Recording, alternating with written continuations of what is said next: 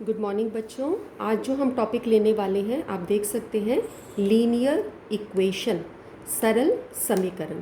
और ये मैथमेटिक्स का वो विषय है जो कक्षा 7वीं से लेके कक्षा 10वीं तक आपको हमेशा जो भी मैथमेटिक्स के स्टूडेंट्स हैं उनमें काम आता है। इसके अलावा भी आपने कई ऐसे गेम्स सुने होंगे बेटा, जहाँ पर कोई आपको बोलता है आप कोई संख्या सोचें, अब इसमें 5 जोड़ दें, इसका दुगना कर दें। आपसे उत्तर पूछ के वो आपकी संख्या बता देता है कि आपने क्या सोचा था, और आप हैरान हो जाते हो कि उसको तो मैंने नहीं बताया। ये क्या जादू है, ये क्या मैजिक है? ये कोई मैजिक नहीं बेटा, ये लीनियर इक्वेशन की नॉलेज है जो उस बच्चे को आती है।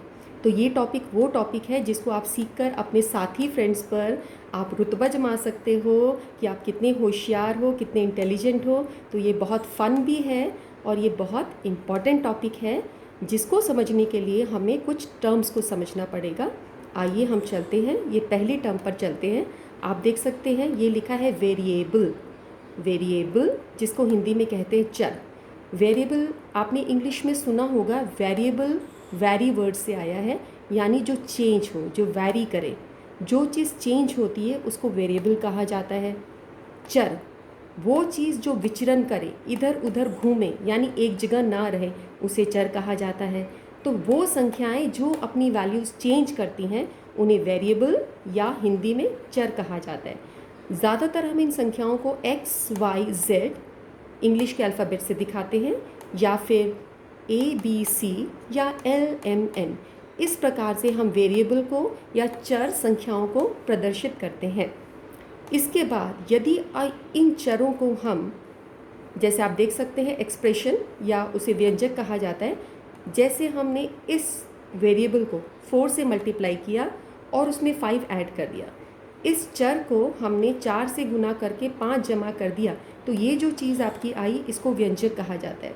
वेरिएबल्स को अगर हम ऐड करें, सब्ट्रैक्ट करें नंबर से, कांस्टेंट नंबर से जो चेंज नहीं होते, जैसे 4, 5, 13, 4 की वैल्यू हमेशा 4 रहती है, 5 की वैल्यू हमेशा 5 रहती है, 13 हमेशा 13 रहता है। जो चेंज नहीं होता वो कांस्टेंट होता है, यानी वेरिएबल का अपोजिट हुआ कांस्टेंट। हम कह सकते हैं वेरिएबल का अपोजिट है कांस्टेंट, इसका अपोजिट है कांस्टेंट, और इसका अपोजिट है अचर। जो वैल्यू चेंज ना करे वो हमारे काउंटिंग नंबर्स होते हैं। तो जब इन काउंटिंग नंबर्स को हम वेरिएबल्स के साथ plus, minus, add, subtract, multiply, divide करते हैं तो हमें एक्सप्रेशंस मिलते हैं।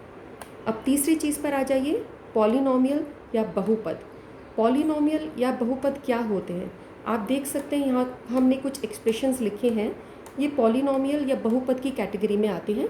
हम इसकी डेफिनेशन देखेंगे, a n x n plus a n minus one x minus one, बीच की टर्म्स को डैश डैश छोड़ते हुए a1 x1, और इसी प्रकार लास्ट टर्म आ जाएगी a0 x0। यहाँ पर जो a n minus one, a1, a0, ये सारी संख्याएं कांस्टेंट नंबर्स हैं, यानी कोई संख्याएं हैं 4, 5, 7, 9 अचर हैं, कांस्टेंट है। और जो x वाली टर्म्स हैं ये सारी वेरिएबल्स हैं या चर हैं। इसमें खास बात ये है, ओनली कंडीशन इसकी ये है कि n की वैल्यू, आप देख लो n कहाँ पर है, पावर में है। x पे जो वैल्यू है n, ये पॉजिटिव इंटीजर होना चाहिए, यानी कि ये धनात्मक पूर्णांक। आपकी नंबर लाइन पर जो राइट हैंड साइड वैल्यूज़ आती हैं 1, 2, 3, 4, 5, 6 positive integers, right hand side पर नंबर लाइन पे जो आते हैं वो सारे आपके पॉजिटिव इंटीजर्स होते हैं। हमने देखा है हमारी नंबर लाइन इस तरीके से होती है, ये 0 है, ये 1 है, ये 2 है, ये 3 है, ये -1 है। तो नंबर लाइन की इस तरफ वाले जो वर्ड्स हैं ये सारे आपके पॉजिटिव इंटीजर्स हैं। ये सारी जो वैल्यूज़ हैं वही n की वैल्यूज़ हो सकती हैं। इसके अलावा कोई और वैल्यू होगी, यानी नेगेटिव वैल्यू हुई, सपोज़ -1, कहीं पर भी -1 हुआ, -n हुआ, तो वो एक पॉलिनोमियल या बहुपद नहीं होगा। ये बहुपद की डेफिनेशन है। आप देख सकते हो ये सारे हमने पॉलिनोमियल्स लिखे हैं, बहुपद लिखे हैं। 2x³ minus 4x² minus 3x plus 5। आप देखो इसमें कितनी टर्म्स हैं, 1, 2, 3, 4। इसमें 4 पद हैं या 4 टर्म्स हैं। दूसरा पॉलिनोमियल देखिए -2y² + 3y + 4, इसमें आप देख सकते हो 1 2 3 टर्म्स हैं। 4x - 3 इसमें 2 टर्म्स हैं। आप देख लो इन सब में एक डिफरेंस है। This is polynomial in x, this is polynomial in y and this is a polynomial in x, but there is a certain difference. आप देखोगे इस पॉलिनोमियल के अंदर यहाँ पर मैक्सिमम पावर क्या है x की, मैक्सिमम पावर या मैक्सिमम डिग्री या घात इसकी क्या है। आप देख लो सबसे बड़ी संख्या पावर में 3 है, तो इस पॉलिनोमियल की मैक्सिमम डिग्री 3 कहलाई जाएगी। इसकी डिग्री या पावर 3 होगी, जिसको हम बोलेंगे इसकी घात 3 है। यहाँ पर देखेंगे मैक्सिमम पावर है 2, तो इसकी डिग्री होगी 2, इसकी डिग्री होगी 2 और इसकी डिग्री है 1। तो पॉलिनोमियल्स की डिग्री अलग अलग तरह की हो सकती है। आपको सिर्फ डिग्री 1, डिग्री 2 और डिग्री 3 से ही डील करना है। तो डिग्री क्या चीज़ है आपकी? डिग्री वो मैक्सिमम पावर है जो किसी पॉलिनोमियल की होती है। जैसे हम बोले कि हमारे घर में सबसे बड़ा कौन है, हम बोलते हैं वो हमारे घर का मुखिया है। तो इसी प्रकार से यहाँ पे सबसे बड़ा कौन है? सबसे बड़ी 3 पावर है, तो उसकी पावर 3 मानी जाएगी, 2 नहीं, चाहे 2 वहाँ पर एग्जिस्ट करती हो या नहीं। सबसे बड़ी पावर उसकी डिग्री कहलाती है। तो इस पॉलिनोमियल की डिग्री 3 है। अगर किसी की पॉलिनोमियल की डिग्री 3 हो तो उसे हम क्यूबिक पॉलिनोमियल बोलते हैं। This is called cubic polynomial या त्रिघात बहुपद, क्यूबिक पॉलिनोमियल, जिससे आप लोग क्लास 10th में डील करोगे। ये आपका क्लास 10th में आएगा। अगर उसकी डिग्री 2 होती है तो हम उसे बोलेंगे क्वाड्रेटिक पॉलिनोमियल या द्विघात बहुपद, जो आप क्लास 9th में और क्लास 8th में करेंगे। क्यूबिक के कुछ क्वेश्चन क्लास 9th में भी होते हैं, आप देख रहे हो। इसके क्वेश्चंस आपके कुछ क्लास 9th और 10th में होंगे, इसके क्वेश्चंस 8th में भी होंगे, 9th में भी होंगे, और इसके क्वेश्चंस आपके क्लास 7 से स्टार्ट हो जाएंगे, क्लास 10 तक चलेंगे। तो जिसकी डिग्री होती है 1 वो होता है लीनियर पॉलिनोमियल या रैखिक बहुपद। आप देख सकते हो रैखिक बहुपद का एग्जाम्पल है। उसके बाद दूसरी चीज़ हम एक समझ सकते हैं टर्म्स या पद। ये 1 मार्कर क्वेश्चन कई बार पेपर में आ जाता है कि इसके कितने पद हैं। अगर उसमें नंबर ऑफ टर्म्स 1 होती है तो उसको मोनोमियल बोलते हैं या बोलते हैं एक पद, एक पदी, यानी एक पद है उसमें, एक पदी। जिसमें 2 पद हों उसको हम बोलते हैं द्विपद, बाइनोमियल, और जिसमें 3 पद हों उसको हम बोल सकते हैं ट्राइनोमियल, ट्राइनोमियल, जिसमें 3 टर्म्स हों, या बोलेंगे त्रिपद। तो कई बार 1 मार्कर क्वेश्चन आता है, क्लास 9th में भी आता है, क्लास 8th में भी आता है कि इसके पद बताइए। तो आप बोलेंगे इसके 1 2 3 4 पद हैं, 3 से ज़्यादा है, हम इसको बोलेंगे बहुपद है या पॉलिनोमियल है। इसके 1 2 3 पद हैं तो हम इसको बोलेंगे ट्राइनोमियल है या त्रिपद है। इसके 2 ही टर्म्स हैं तो हम इसको बोलेंगे बाइनोमियल है या द्विपद है। और बोलेंगे इसकी डिग्री बताओ, तो इसकी डिग्री है 3, इसकी डिग्री है 2 और डिग्री है 1। तो आप ये क्वेश्चन का समझिए कि अगर वो डिग्री पूछ रहा है तो आपको क्या रिपोर्ट करना है? Maximum power. अगर वो पद पूछ रहा है तो नंबर ऑफ टर्म्स, इसके कितने सदस्य हैं, इसमें कितनी टर्म्स हैं। वो मोनोमियल एक है होता, 2 हुआ तो बाइनोमियल, 3 हुआ तो ट्राइनोमियल, एक पद, द्विपद और त्रिपद। तो बच्चों अब हम लीनियर पॉलिनोमियल या रैखिक बहुपद की ही बात करेंगे, जो सबसे आसान टॉपिक है। इसमें कक्षा 7वीं से शुरू हो जाता है। थोड़ा सा कक्षा 6th में भी आपने चर, अचर, कांस्टेंट, पॉलिनोमियल, वेरिएबल, इनके बारे में थोड़ा सा आपने सुना है। एक्चुअल सॉल्यूशंस आपके सिंपलेस्ट ये हैं जो सब बच्चों को आने चाहिए। अब इससे पहले हम ये समझ लेते हैं समीकरण या इक्वेशन क्या चीज़ होती है। आप देख सकते हो यहाँ पर हमने लिखा है 4x + 5 = 10। यहाँ पर ये एक आपका एक्सप्रेशन है, एक व्यंजक है। इसमें वेरिएबल है x, 4 से मल्टीप्लाई किया, ये इसका कोफिशिएंट है, जो उससे मल्टीप्लाई होता है उसका कोफिशिएंट या गुणांक होता है। उसमें हमने 5 ऐड किया और 10 आया। तो जब भी एक इक्वालिटी का निशान किसी चीज़ पर आ जाता है, इस एक्सप्रेशन को हमने इक्वल करा कि ये 10 के इक्वल ही आना चाहिए। तो हमने क्या करा? हमने एक कंडीशन दे दी है। ये एक कंडीशन हो गई कि इसका आंसर 10 ही होना चाहिए। जब हम किसी कंडीशन में उसको बांध देते हैं और इक्वालिटी का साइन रखते, इक्वालिटी का साइन रहता है, तो वो आपका एक सरल समीकरण बन जाता है। आप ये देख रहे हैं 4x + 5 = 10। अगर मैं इसको ग्रेटर देन 10 कर दूं या आप कहिए लेस देन 10 कर दूं, तो ये एक सरल समीकरण नहीं होगा। इसके लिए इक्वालिटी का ही साइन होना चाहिए। तो सरल समीकरण आपका ऐसे ही होगा 4x + 5 = 10। इक्वालिटी का साइन मस्ट है, दूसरा साइन नहीं चाहिए। दूसरी पहचान इसकी ये होती है, आप इसमें देख सकते हैं ये लेफ्ट हैंड साइड है और ये राइट हैंड साइड है। एक बायां पक्ष और दायां पक्ष होता है इसके अंदर, समीकरण के अंदर, इक्वेशंस के अंदर। और अगर हम इसको चेंज कर दें, अगर हम इसको ऐसे लिख दें 10 = 4x + 5, तो इसमें कोई चेंज नहीं आता, नो चेंज। तो अगर लेफ्ट हैंड साइड और राइट हैंड साइड में कोई चेंज ना आए, इसमें कोई चेंज नहीं होता, इक्वालिटी का साइन होता है, तो हम बोलते हैं this is a simple equation. और ऐसा नहीं है बच्चों कि इस तरफ एक नंबर ही होना चाहिए, ऐसा भी हमारा केस हो सकता है। इस तरह का केस 4x + 5 = 2x - 7। आप देख रहे हैं यहाँ पर भी एक एक्सप्रेशन है और इस साइड भी एक एक्सप्रेशन है।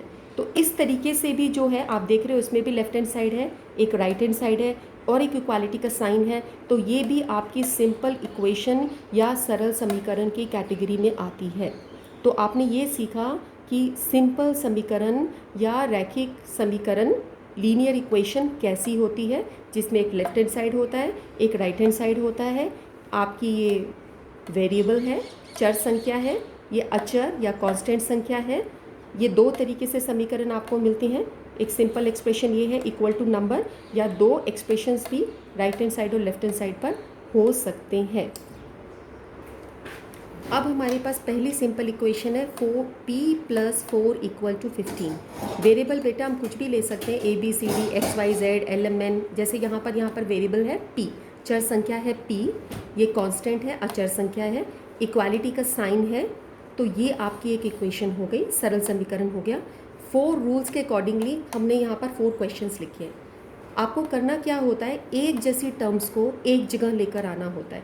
आप देख सकते हैं p एक वेरिएबल है, ये एक संख्या है, नंबर है, कांस्टेंट है, इसको हमें इस तरफ लाना चाहिए क्योंकि ये थोड़ा इसके जैसा दिखता है, ये इससे अलग है।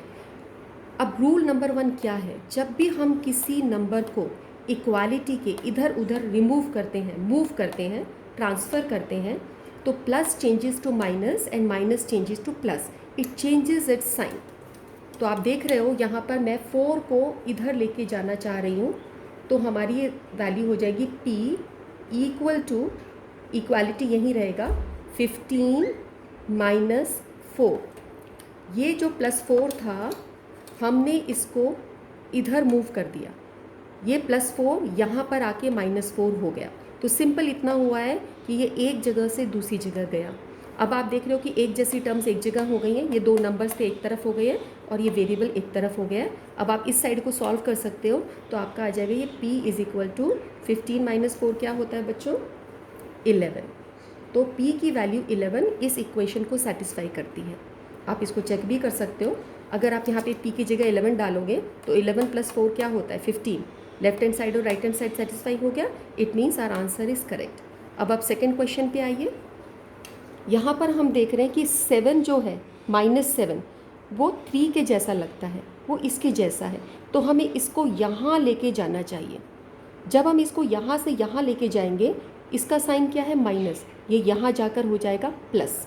तो हम इसको चेंज करते हैं, m को यहीं रखते हैं, ये वेरिएबल है, इक्वालिटी का साइन डालेंगे, 3 अपनी पोजीशन पर ही है और 7 घूमकर यहाँ से यहाँ आ गया, ये -7 था तो इधर आके ये हो गया +7। आपने देखा मैंने क्या किया है, एक जैसी टर्म्स को एक तरफ किया और उसके लिए हमारा जो गोल्डन रूल है कि टर्म्स अपना साइन चेंज करती हैं, हमने उसको चेंज किया। तो आपका आंसर आ गया m = 10। आप इसको चेक भी कर सकते हो, कैसे चेक कर सकते हो, अगर आप m की जगह 10 लिखोगे, m की जगह 10 वैल्यू पुट करोगे तो 10 - 7 क्या होगा 3। इस साइड 3 आ गया, राइट हैंड साइड भी 3 है, इसका मतलब हमारा आंसर करेक्ट है। अब आप आ जाइए क्वेश्चन नंबर 3 पर। यहाँ पर आप देख रहे हैं कि m 2 के साथ मल्टीप्लाई हो रहा है। जब दो नंबर्स के बीच में, वेरिएबल और कांस्टेंट के बीच में चर अचर के बीच में कोई सिंबल नहीं होता, इसका मतलब वो दोनों मल्टीप्लाई हो रहे हैं। ये 2 इंटू एम है जिसको हम 2m लिखते हैं। अब इसको सॉल्व कैसे करेंगे? इसको इस तरफ लाने के लिए जो चीज़ मल्टीप्लाई हो रही है that changes to division. Plus minus में चेंज होता है, माइनस प्लस में चेंज होता है, मल्टीप्लाई डिवाइड में चेंज होता है, और इसी तरह डिवाइड मल्टीप्लाई में चेंज होता है। तो आप क्या करेंगे, m को यहीं रखेंगे, इक्वालिटी का साइन वहीं है, 7 अपने प्लेस पर ही है। हमने किसको मूव करना है? 2 को। 2 यहाँ मल्टीप्लाई हो रहा है तो इधर आके डिवाइड हो जाएगा, तो उसको हम बोल सकते हैं 7/2। तो m की वैल्यू है 7/2। इस क्वेश्चन में आप देख रहे हो कि 5 और 3 एक जैसी टर्म्स हैं, तो हमें 5 को इधर लेके जाना चाहिए। अब यहाँ पर 5 डिवाइड हो रहा है, तो आपको मैंने क्या बताया था, divide changes to multiply, division changes to multiplication. m को यहीं रखेंगे और 3 को वहीं रखेंगे। 5 अपनी पोजीशन चेंज करेगा तो ऊपर जाके वहाँ उससे मल्टीप्लाई हो जाएगा क्योंकि ये डिवाइड हो रहा था। सो m इज़ इक्वल टू 15। यहाँ पर भी आप चेक कर सकते हो, m की जगह हम 15 लिखते हैं तो 15 डिवाइड 5 क्या आता है, 3, सेटिस्फाई हो गया। इसी तरह m को अगर आप 7/2 से मल्टीप्लाई करते हो, जैसे m को 7/2 से मल्टीप्लाई करोगे तो 2 और 2 कैंसिल हुआ, 7 = 7। लेफ्ट हैंड साइड और राइट हैंड साइड आपकी बराबर आई है, इसका मतलब हमने इक्वेशंस को सही किया है। तो सबसे सिंपलेस्ट रूल बच्चों यही है कि आपका plus changes to minus, minus changes to plus, multiply changes to divide, and divide changes to multiply when we transfer. ये कब होता है? जब हम ट्रांसफ़र करते हैं टर्म्स को इक्वालिटी के साइड पर। बच्चों आप यहाँ देखेंगे हमने न्यू इक्वेशन ले ली है। इस इक्वेशन में आप देख रहे हो कि 10 p के साथ मल्टीप्लाई हो रहा है, 10 ऐड हो रहा है, इक्वल टू 100। तो 100, ये वाला 10 और ये 10, ये सब एक जैसे हैं। तो अब इसके अंदर हम किस तरीके से मूव करेंगे? आप क्या करेंगे, पहले 10p को ऐसे ही रखेंगे, इस प्लस 10 को इक्वालिटी के इस तरफ लेके जाएंगे। तो क्योंकि ये प्लस 10 है, इस तरफ जाके क्या हो जाएगा, वेरी गुड, -10। तो इक्वल टू 100 - 10। हमने प्लस 10 को मूव किया इक्वालिटी के इस तरफ and it changes its sign. So now it becomes 10p = 90। Okay, अब हम देख रहे हैं कि इस 10 को हमें इस तरफ लाना है। ये 10p के साथ क्या हो रहा है, मल्टीप्लाई। 10p का मतलब क्या होता है, 10 × p is 10p, 10 × p is 10p।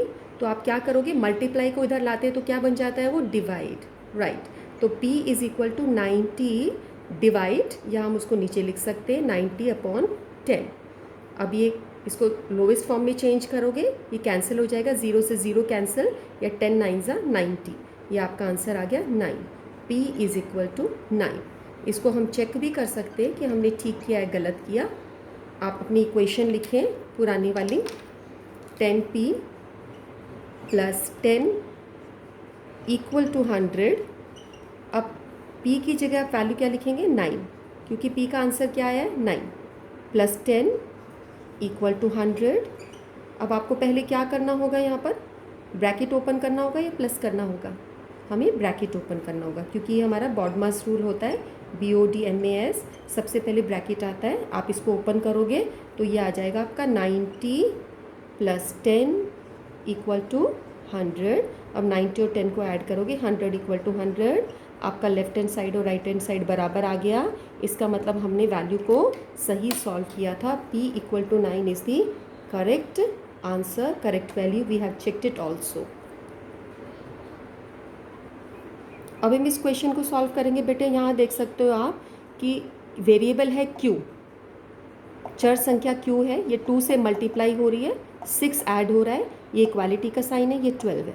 तो हमें क्या करना चाहिए, सबसे पहले 6 को इस तरफ लाना है, ये +6 है तो उधर आके क्या बन जाएगा, -6। 2q इक्वालिटी का साइन 12, आप 6 को मूव कर रहे हो, ये इस तरफ आ गया तो 12 - 6 हो गया। अब आप इसको सॉल्व कर दीजिए राइट हैंड साइड को, 12 - 6 क्या होता है, 6, वेरी गुड। अब यहाँ पर q और 2 आपस में मल्टीप्लाई हो रहे हैं, तो multiply changes to divide, multiplication changes to division, गुना भाग में बदलता है। तो 6/2 2। अब आप इसको सॉल्व करोगे तो 2 3 ज़ा 6 लोवेस्ट फॉर्म में q इक्वल टू 3। अब हम इसे अगर चेक करना चाहें कि हमारी आंसर हमारी वैल्यू ठीक है कि नहीं, तो हम कैसे करेंगे, अपनी इक्वेशन फिर से लिखेंगे और अब आप q की जगह 3 लिख दोगे, क्योंकि q की वैल्यू आपकी 3 आई है। q की जगह आप 3 लिख दोगे, ये आपका इस तरीके से इक्वेशन हो जाएगी। हमने क्या किया है, बस वैल्यू पुट करिए। अब आपने लोअर क्लासेस में करा है ना, वैल्यू पुट करके उस एक्सप्रेशन का आंसर निकालना, तो हमने q की जगह 3 लिखा। अब आप क्या करोगे, फिर वही बॉडमास का रूल चलेगा, पहले ब्रैकेट सॉल्व करना होगा। आप इन दोनों को ऐड नहीं कर सकते हो, आप 3 और 6 को ऐड नहीं कर सकते हो, पहले आपको 2 को 3 से मल्टीप्लाई करना पड़ेगा। तो ये बन गया 6 + 6 = 12, 6 + 6, now we can add 12 = 12. So we can see like left hand side is equal to right hand side.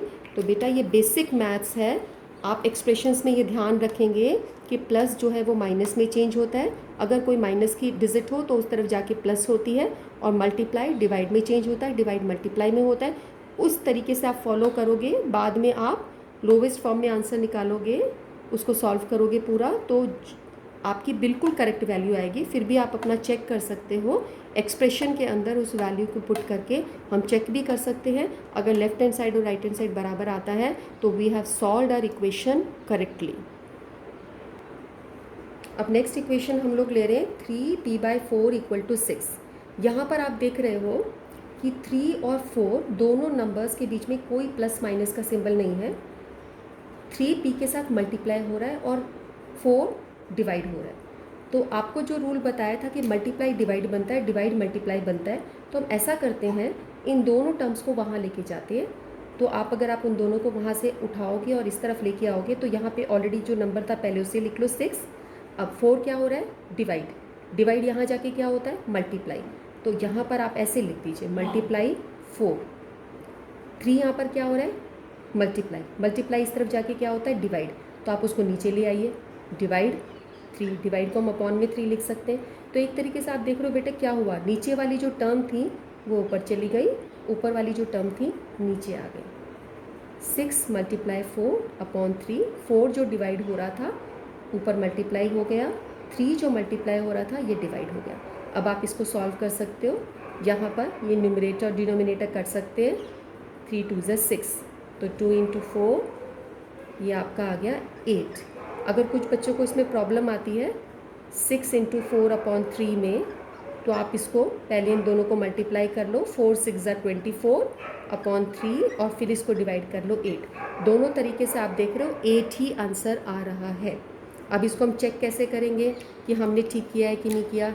Check करने के लिए हम क्या करते हैं, पूरी एक्सप्रेशन को दोबारा लिखते हैं। तो हम एक्सप्रेशन को दोबारा लिखेंगे =6, और p की जगह आप क्या लिखेंगे, 8/4 = 6।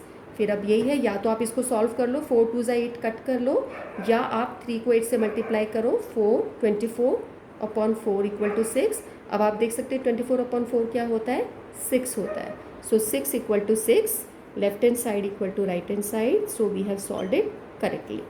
अब इस क्वेश्चन पे आओ बेटा, कई बार बच्चे घबरा जाते हैं कि =0 है तो हम क्या करें। s एक वेरिएबल है, यहाँ पे s एक चर संख्या है, 3 उसके साथ मल्टीप्लाई हो रहा है, तो अकॉर्डिंग टू रूल इसको यहाँ जाके डिवाइड होना चाहिए।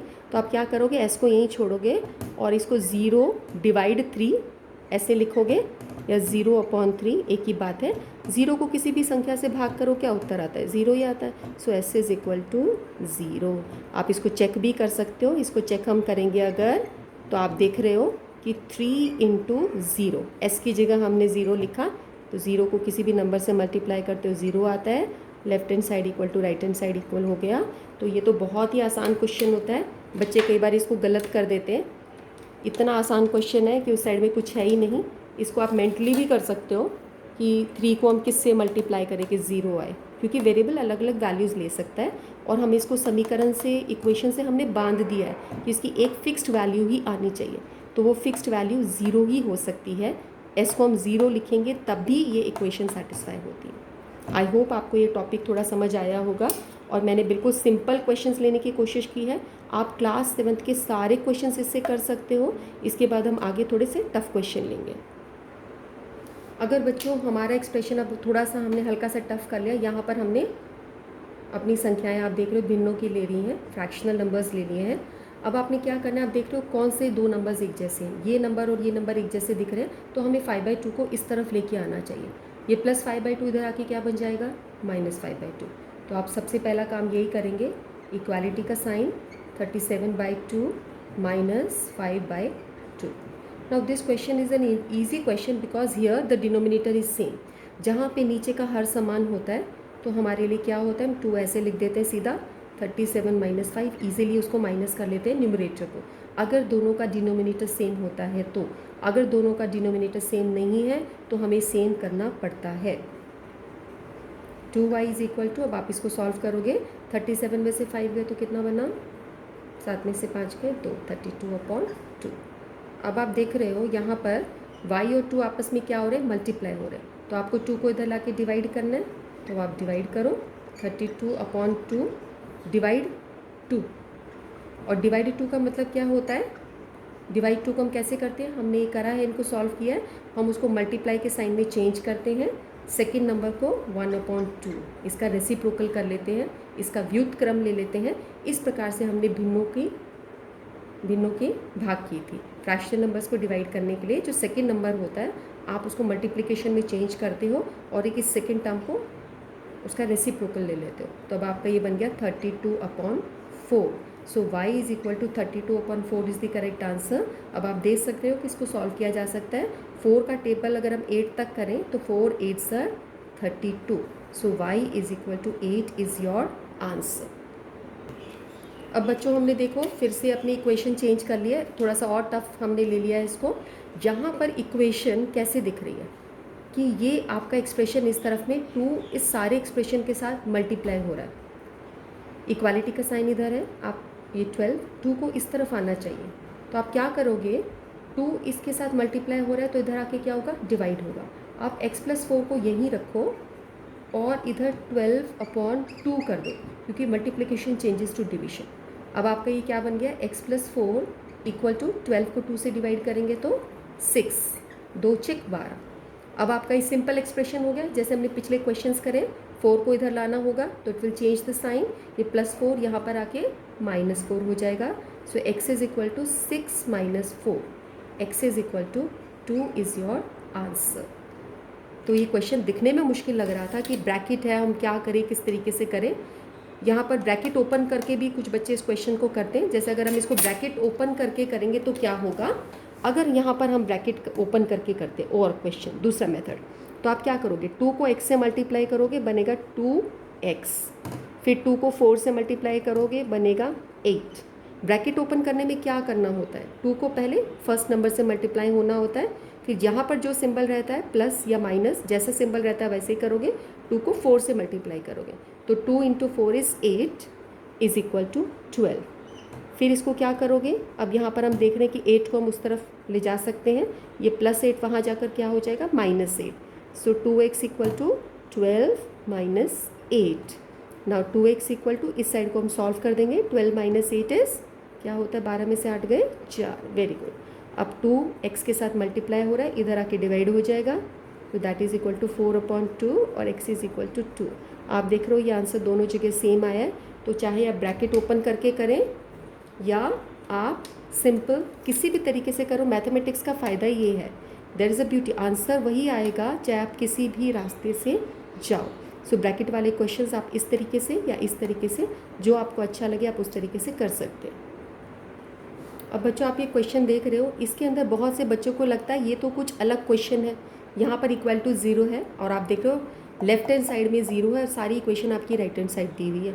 जबकि आज तक अभी तक जो पिछले क्वेश्चन किए थे सब में हमारा राइट हैंड साइड पे एक सिंगल नंबर होता था और सारी एक्सप्रेशन लेफ्ट हैंड साइड पे होती।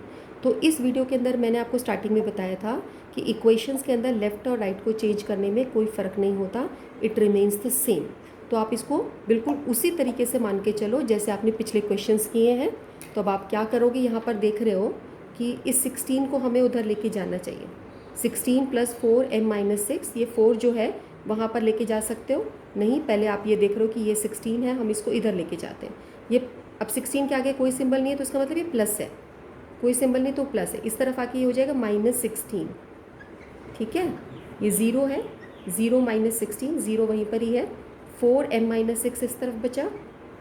ठीक है, अब 0-16 क्या होता है, -16, आप इसको हटा सकते हो ज़ीरो को। अब यहाँ पर आप ब्रैकेट को या तो ओपन कर दो या 4 को इधर लिख के जाओ। ऐसा करते हैं, ब्रैकेट को ओपन करते हैं, 4 को m से मल्टीप्लाई करेंगे तो क्या आएगा 4m, 4 को 6 से मल्टीप्लाई करोगे, ये -6 है तो ये आएगा -24। इंटीजर्स में जब भी हम किसी नेगेटिव नंबर से मल्टीप्लाई करते हैं तो वो ऐसे एक नेगेटिव नंबर हो, अगर ये -4 इंटू -6 होता तो बेटे 24 आता, -2 माइनस का मल्टीप्लिकेशन होकर प्लस में आता है, एक माइनस में हो तो -24। अब आप देख रहे हो, वापस इधर आ जाते हैं हम लोग। यहाँ पर आप देख सकते हो सिमिलर नंबर्स हैं, ये एक जैसे इंटीजर्स हैं, पूर्णांक है, इसको इस तरफ लेके आ जाओ तो अब आपका ये नंबर हो जाएगा -16, इस तरफ -24 आके क्या बन जाएगा +24। वेरी गुड, ये हो गया इक्वल टू 4m। अब आप इसको सॉल्व करो, एक माइनस का नंबर है, एक प्लस का नंबर है, हमें क्या करना चाहिए, माइनस करना चाहिए। तो जब 24 में से हम 16 माइनस करेंगे तो क्या आएगा,